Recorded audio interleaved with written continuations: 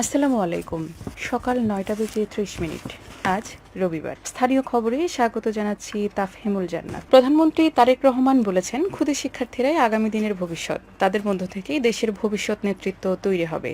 শিক্ষার্থীদের পড়াশোনা ও খেলাধুলার মাধ্যমে নিজেদের গড়ে তোলার আহ্বান জানিয়ে প্রধানমন্ত্রী বলেন, শিক্ষার্থীরা এক একজন বাংলাদেশের অ্যাম্বাসেডর হবে। দেশের দায়িত্ব তাদেরকেই নিতে হবে।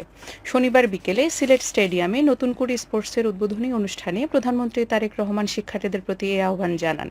এদিকে সারা দেশের ন্যায় একই সময়ে কক্সবাজার বীরশ্রেষ্ঠ রুহুল আমিন স্টেডিয়ামে নতুন করে স্পোর্টসের উদ্বোধনী অনুষ্ঠানের আয়োজন করা হয়। সিলেট থেকে উদ্বোধনী অনুষ্ঠান বড় পর্দায় সরাসরি সম্প্রচার করা হয়। জেলা প্রশাসন ও জেলা ক্রীড়া অফিসের যৌথভাবে এই অনুষ্ঠানের আয়োজন করে।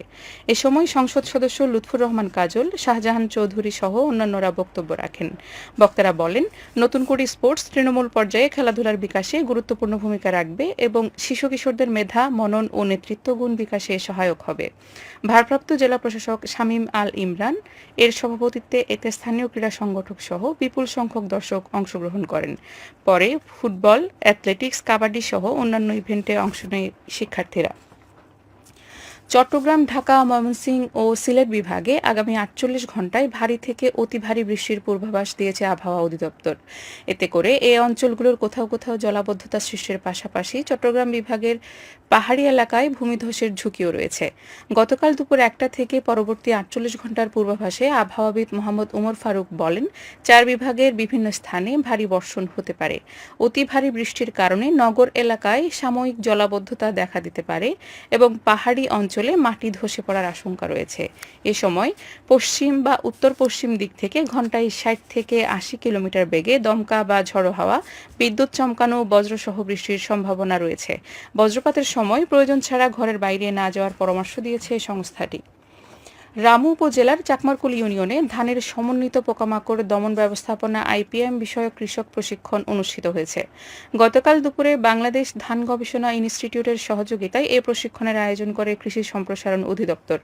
সংস্থাটির উপপরিচালক ডক্টর বিমল কুমার প্রামাণিকের সভাপতিত্বে এতে প্রধান অতিথি ছিলেন বাংলাদেশ ধান গবেষণা ইনস্টিটিউটের পরিচালক ডক্টর মোহাম্মদ রফিকুল ইসলাম।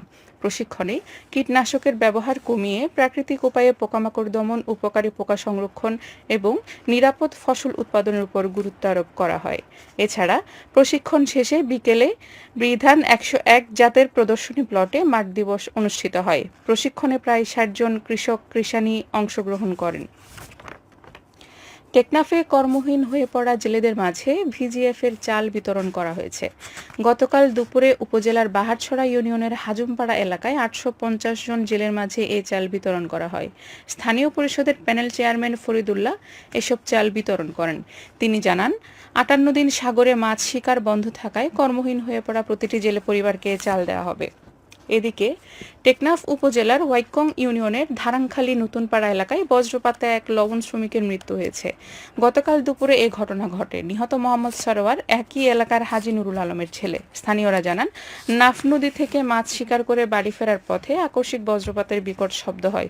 পরে লবণ মাঠে অচেতন হয়ে পড়ে যান তিনি। স্থানীয়রা দ্রুত তাকে উদ্ধার করে নীলা ইউনিয়ন উপস্বাস্থ্য কেন্দ্রে নিয়ে গেলে কর্তব্যরত চিকিৎসক তাকে মৃত ঘোষণা করেন। টেকনাফ মডেল থানার অফিসার ইনচার্জ মোহাম্মদ সাইফুল ইসলামের এর সত্যতা নিশ্চিত করেছেন। উখিয়ায় সামাজিক যোগাযোগ মাধ্যমের অপব্যবহার ও যৌন হয়রানি রোধে শিক্ষার্থীদের মাঝে সচেতনতা বাড়াতে প্রতিষ্ঠানভিত্তিক কুইজ ও রচনা প্রতিযোগিতা অনুষ্ঠিত হয়েছে। গতকাল হলদিয়া পালংয়ের সালেহ বুলবুল উচ্চ বিদ্যালয়ে এই অনুষ্ঠানের আয়োজন করে উপজেলা মাধ্যমিক শিক্ষা অফিস। এ সময় সামাজিক যোগাযোগ মাধ্যমের অপব্যবহার রোধে, সচেতনতা বৃদ্ধি, আত্মহত্যা প্রতিরোধে করণীয় বিষয়াবলী, গুড টাচ ব্যাড টাচ সম্পর্কে ধারণা প্রদান ও যৌন হয়রানি প্রতিরোধে সামাজিকভাবে সচেতনতা তৈরির উপর গুরুত্বপূর্ণ আলোচনা করা হয়। পরে বিদ্যালয়ের প্রধান শিক্ষক জাহিদুল আলমের সভাপতিত্বে বিজয়ী শিক্ষার্থীদের মাঝে পুরস্কার বিতরণ করা হয়। আবহাওয়া এখন জানিয়ে দিচ্ছে বাঁকখালী নদীর মোহনা ও সংলগ্ন এলাকার সামুদ্রিক জোয়ার ভাটার সময়সূচি। আজ ভাটা শুরু হবে বেলা ১১টা ১৬ মিনিটে, চলবে বিকেল ৫টা ৪৪ মিনিট পর্যন্ত। সবশেষে পর্যটক বার্তা। পর্যটন নগরী কক্সবাজারে আগত ভ্রমণ পিয়াসুদের সাগরের পানিতে নামার পূর্বে সাবধানতা অবলম্বন করার জন্য অনুরোধ করা হচ্ছে। যারা সাঁতারে দক্ষ নন তাদের পানিতে বেশি দূর যাওয়া উচিত নয়। ভাটার সময় স্রোতের সাগরমুখী টান প্রবল হওয়ায় সাগরের গভীরে ভেসে যাওয়া এমনকি প্রাণহানির আশঙ্কা থাকে। সেই সাথে পর্যটকদের স্বাস্থ্যবিধি মেনে চলার পরামর্শ দেওয়া হচ্ছে। খবর শেষ হলো। আমাদের পরবর্তী খবর প্রচারিত হবে আজ দুপুর 2টা বেজে 30 মিনিটে।